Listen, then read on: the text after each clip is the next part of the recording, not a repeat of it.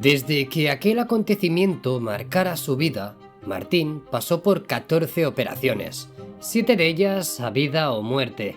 Durante los largos periodos de recuperación y diagnóstico, los médicos no llegaron nunca a asimilar ni a comprender lo que a Martín le sucedía. Algunas de estas operaciones le dejaron secuelas en el cuerpo, aún hoy en día visibles, como diferentes puntos en la cabeza y una válvula que recorre desde el cráneo hasta el intestino. En una entrevista concedida en 2015, incluso narró esa experiencia que ha relatado ciertas personas del famoso túnel que hay en el camino hacia la muerte, que asegura vivió en alguna de sus operaciones. A consecuencia del contacto con aquella nave, su inteligencia fue en aumento de una forma considerable y empezó a tener buenísimas notas, a pesar de las horas de clase que perdió por los ingresos y urgencias. Los profesores estaban sorprendidos y no lo entendían. Martín, en una entrevista a El Mundo, declaró que desde entonces en ocasiones veía, antes de que ocurriesen ciertos acontecimientos, a un ser con más de 2 metros que parecía flotar, con túnica, un cinturón, un medallón y con el rostro alargado y grisáceo, al que llamaba ojos de gato. Bienvenidos al vídeo programa de hoy.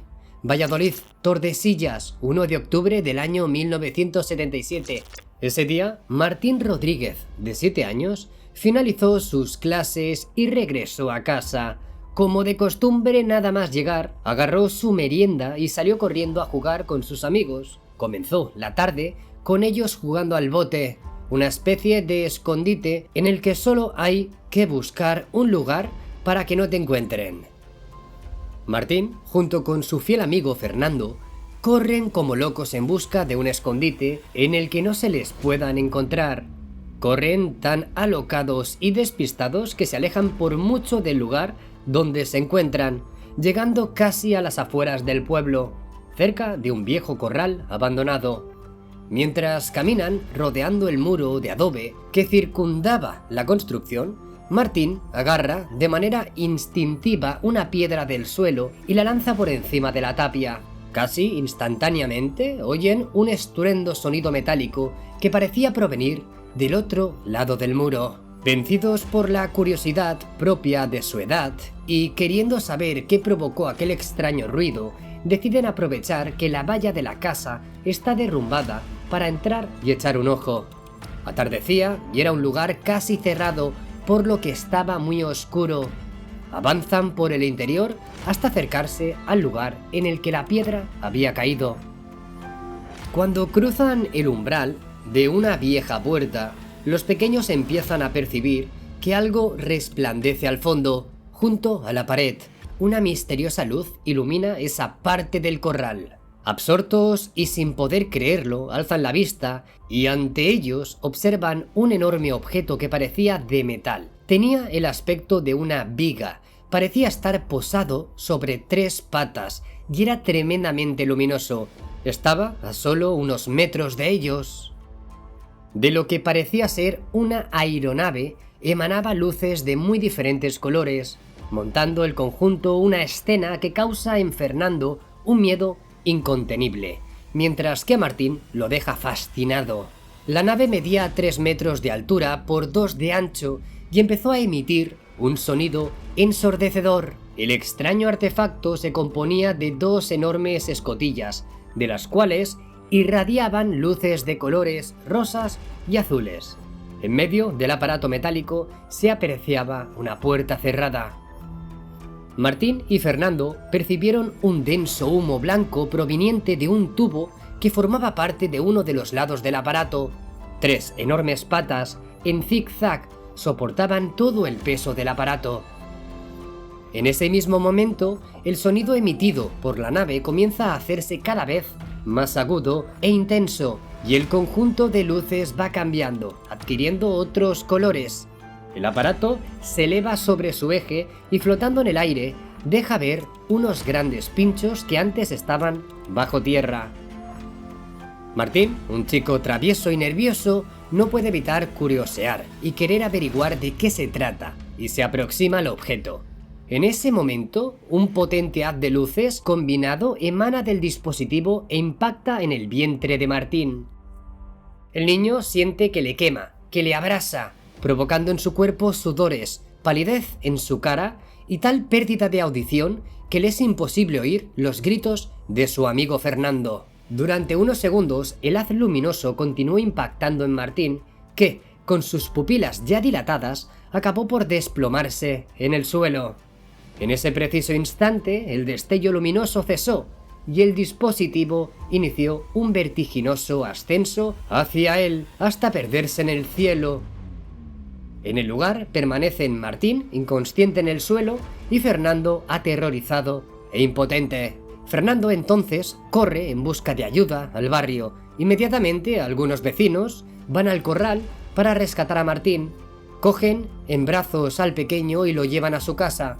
Antonio Rodríguez, padre de Martín, que se encontraba en esos momentos en casa, los recibe y al ver a su hijo en brazos, aún inconsciente, pregunta por lo sucedido. Fernando, aún en shock, le cuenta al padre el episodio, pero Antonio sospecha que la historia es fruto de la imaginación del niño y supone que lo más probable es que hubiesen hecho alguna travesura que acabó así. Acompañado de su amigo Eloy, Antonio decide ir hasta el lugar para echar una ojeada y comprender mejor qué sucedió. Examinan el lugar, pero no encuentran nada que dé sentido a lo que ocurrió. Pero de repente perciben un trozo de tierra abrasada con forma de una extraña figura triangular. Ambos recogen muestras de esa tierra y deciden pedirle opinión a su minero amigo de la familia, llamado Olegario García Vega. Los restos de tierra olían a azufre y el resultado fue anormal. Era indiscutible que algo alarmante les había sucedido a los niños en el antiguo corral. Martín es tratado por el médico de Tordesillas desde el primer momento. Consigue estabilizarlo, pero como no logra encontrar los motivos de su continuo malestar, decide su traslado e ingreso en el Hospital Onésimo Redondo de Valladolid. El niño presenta un cuadro patológico que es motivo de sorpresa entre los facultativos. Después del extraño suceso, sufre frecuentes pérdidas de visión, tiene vómitos a menudo y presenta una fuerte debilidad. Al comprobarse que la gravedad de Martín persiste y que no experimenta mejoría, el doctor Martínez Portillo decide someterlo a una primera intervención quirúrgica que culmina con un diagnóstico nada halagüeño para la salud del pequeño. Algunas partes de su cerebro presentaban un desarrollo anómalo, compatible con las disfunciones que venía sufriendo el niño. En los 2 años siguientes, Martín fue sometido a 14 intervenciones de extrema gravedad que han dejado tanto la cabeza como el cuerpo del muchacho innumerables cicatrices y costuras, todas ellas aparejadas de secuelas irreversibles.